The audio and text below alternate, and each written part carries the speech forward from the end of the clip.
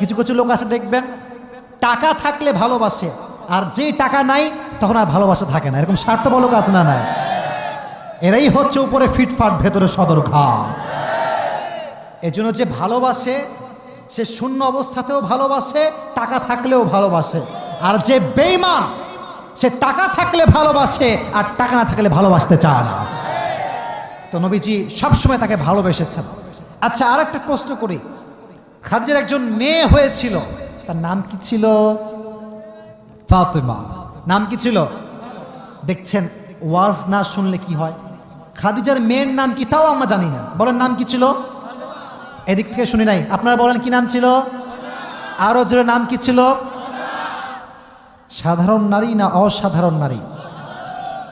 জান্নাতে সমস্ত নারীদের লিডার, সমস্ত নারীদের সর্দারিনী হবে একজন